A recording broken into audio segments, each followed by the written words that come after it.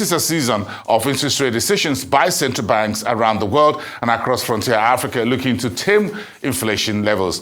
Today, the Central Bank of Nigeria raised policy rates by 150 basis points to 15.5%. That's a total of 400 points since 2022 started, while cash reserve ratio for banks was moved up to a minimum of 32.5%. In the meantime, a panel of experts today in Abuja discussed how to bridge the gender gap in accessing finance for national and regional trade. Agnes Gitau is the managing partner at GBS Africa, and she was a speaker at that United Nations event today in Abuja. Thank you so much, Gitau, for joining me on the show tonight. Good evening. Thanks for coming through. We appreciate it. Let's start with Nigeria's interest rate hike. I'm sure you keep your eye on interest rates as well. What's your take on what will happen, what this means for those who want access to credit? 15.5% headline rate, cash reserve ratio 32.5% higher. Good evening, Boston, from Abuja. It's great to be here. It's great to be here in this very green city, very completely different from where you were in Lagos. My first word on the latest increase by the central bank by 15%. It's going to get tougher for the Nigerians. What this means for businesses, households, it means it's going to be more expensive for you to access credit.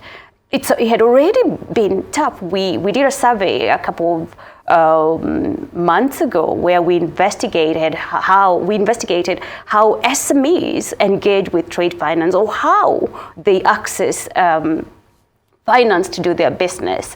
And the verdict is it's very difficult for SMEs to participate in economic activity when it's very difficult for them to access finance. So you were discussing finance also today in terms of getting access to trade and finance, in particular for women across Africa. Tell me a little bit about this particular conference. What was it all about? What are some of the key topics for discussion?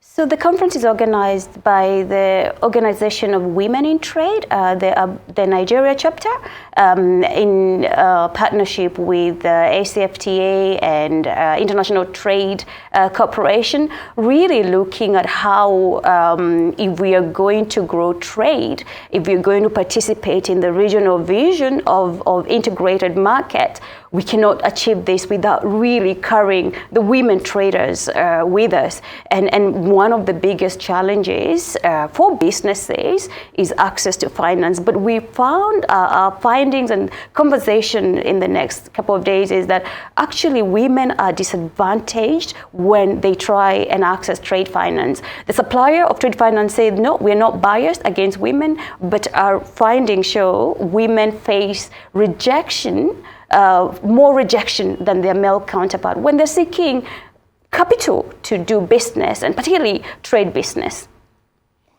So can the banking sector help? What's your, in terms of research and the discussions, this comes to, is it a central bank, is it trade finance, special institutions such as Afrexim Bank, or just commercial banks or specialized banks that can bridge this gap of trade finance deficit on the side of women?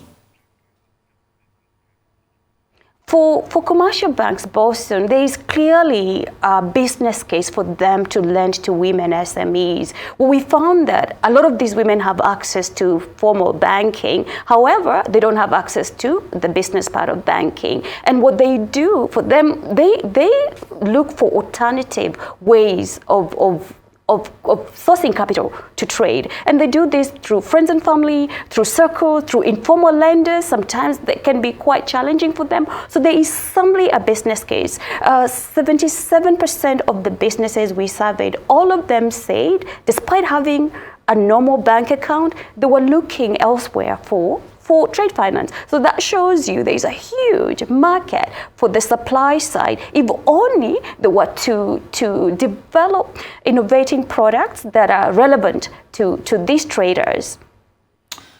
Okay, so now the central banks are raising interest rates and inflation is way up. Every central bank in the world is chasing inflation. Do you think access to credit for women could get a little bit worse than it had been previously? Absolutely, Boston, as we started this conversation, I said it's going to get tougher unless we find alternatives. And I think one of those alternatives is really investing in fintech, digital finance. And I'm aware some corporations like Afrexim Bank and other DFIs are developing payment platform to support trade. So I think that's the one solution. But it's going to get tough. We have to find ways of making finance or making sure that there is access to credit for businesses. How our economy is going to grow. I mean, I feel sorry for you guys in Nigeria. You're going into an election period. Inflation is skyrocketing. You have high interest rates. So therefore, what means policymakers will not be focusing on public service, in my view. They'll be focusing on an election, right? So it's going to get tough for the next couple of months or 1 year before the election is held. So I guess for Nigerian women, particularly women in trade, is to tighten up your belt and innovate. There has to be a way, and you have to encourage economic activity, and one of those is trade.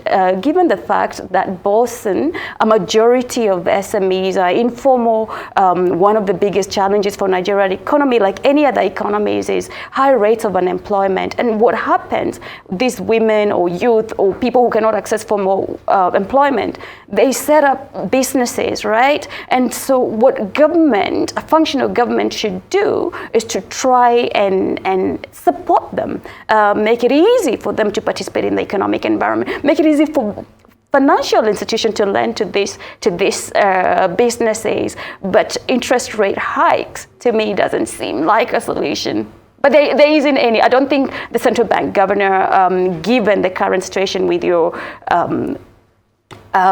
currency issues, inflation rate, I don't think there was another way out, but it's just gonna get tough.